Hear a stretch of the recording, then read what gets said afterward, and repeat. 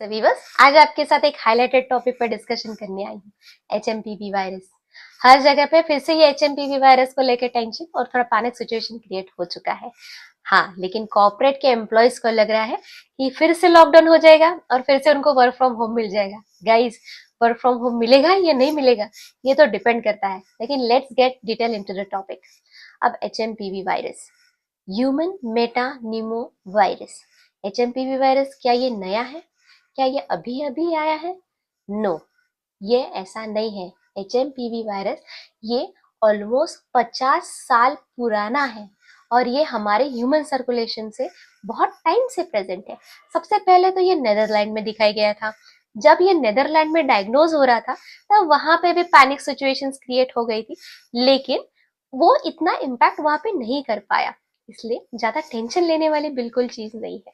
तो HMPV virus बना किस चीज से? ये सिंगल स्ट्रैंडेड आरएनए से बना हुआ है। स्प्रेड कैसे होता है? ये आपके खांसने से, छींकने से, अगर कोई इंसान एचएमपीवी से ऑलरेडी इन्फेक्टेड है और आप उसके कांटेक्ट में आ गए तो आपको वो हो सकता है। ये एयरबोर्न होने के कारण जब आप खांसते हैं या छींकते हैं तो उसके जो भी ड्रॉपलेट्स होते हैं वो अगर किसी जगह पर रह गए और आप उसके कांटेक्ट में आ गए या फिर एयर में रह गए तो आप उससे इन्फेक्ट हो सकते हैं। हाँ, अब इसके लक्षण क्या दिखाई देते हैं?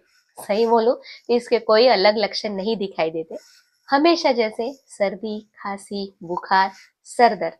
हाँ, लेकिन एक अलग चीज जो इसमें देखने को मिलती है वो ये है कि आपका नाक पूरे टाइम बहते रहेगा। It's called as running nose. अब कुछ रेयर केसेस में ये देखने को मिलता है कि लोगों को निमोनिया हो जाता है। अब निमोनिया होने के कारण आपके लंग्स पे अफेक्ट होता है। अब लंग्स में अफेक्ट होने के कारण आपको ऑक्सीजन लेवल ड्रॉप होने लगता है। उस केस में आपको हॉस्पिटलाइजेशन होने की जरूरत पड़ सकती है क्योंकि आपको ऑक्सीजन की रिक्वायरमेंट है। अब इसका डायग्नोसिस कैसा करेंगे?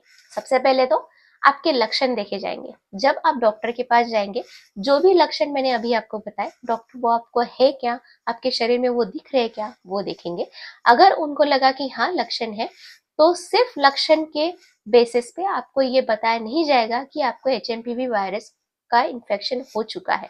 जी नहीं, इसके क्लिनिकल डायग्नोसिस भी होते हैं। क्लिनिकल डायग्नोसिस और लक्षण दोनों मिला के ये बताया जाता है कि हाँ आप किसी चीज से अफेक्ट हो रहे हो। अब एचएमपीवी में कौन से क्लिनिकल टेस्टिंग्स हो जाती है? पीसीआर और रैपिड एंटीजन टेस्ट। ये दोनों टेस्ट के बाद कंफर्मेशन होता है कि आप एचएमपीवी से इन्फेक्ट हो चुके हो। अब सबसे ज्यादा पूछा जाने वाला सवाल, क्या एचएमपीवी और कोविड एक ही है? जी नहीं। अब हम कंपेयर करके देखते हैं। कोविड में अगर देखा जाएगा तो इनका इंक्यूबेशन पीरियड मतलब लक्षण दिखने का समय, वो कम से कम 7 दिन से 14 दिन तक था। 14 दिन बाद कोविड के लक्षण दिखने चालू हो जाते थे और एचएमपीवी में कम से कम 4 दिन से 7 दिन है। आपको 4-7 दिन में आपको लक्षण दिखने चालू हो जाएंगे। मतलब जितने जल्दी लक्षण दिखेंगे उतने जल्दी आप उसकी दवाइयां ले सकोगे और जल्दी ठीक हो पाओगे। तो एचएमपीवी के लक्षण जल्दी दिख जाते हैं। अब स्प्रेड कौन ज्यादा हो रहा था? कोविड कम से कम 2.5 to 3% तक स्प्रेड हो रहा था, इतने रैपिड स्पीड में स्प्रेड हो रहा था। लेकिन एचएमपीवी 1.5 to 2% इतना स्लोली स्प्रेड हो रहा है। मतलब एचएमपीवी ज्यादा फास्ट स्प्रेड नहीं हो रहा है। अब निमोनिया कोविड में नहीं था, एचएमपीवी में ही दिखाई देगा। अब क्या कोविड के लक्षण जैसे दिख रहे थे ठीक होने के बाद भी वैसे भी एचएमपीवी के दिखेंगे? जी नहीं। एचएमपीवी में आपको लक्षण आप अगर ठीक हो गए उसके बाद नहीं दिखाई देंगे। अब एचएमपीवी में ध्यान किन लोगों के लिए रखना है? आपके घर के छोटे बच्चे और बुजुर्ग लोग और प्रेग्नेंट लेडीज। अब इन सब का कैसे ध्यान रखें? सबसे आसान तरीका है, इनको जहाँ पे भी भीड़ वाली जगह है, जहाँ बहुत सारे लोग जमा हो रहे, वहां ना ही लेके जाए तो बेटर है, ताकि वो इन्फेक्ट ही ना हो और ये सारी चीजों से उनको जाना ना पड़े।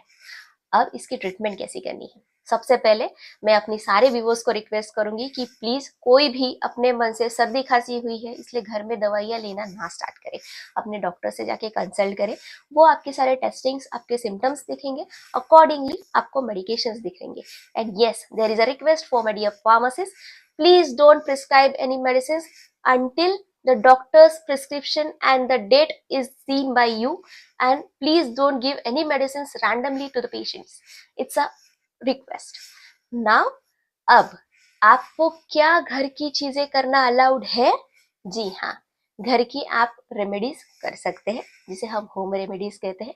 अब होम रेमेडीज में आप क्या क्या कर सकते हैं, जो आप जनरली सर्दी खांसी बुखार में करते हो, जैसे स्टीम मतलब भाप लेना, या फिर शहद और हल्दी का मिक्सचर बना के खा लेना, काढ़ा पी लेना।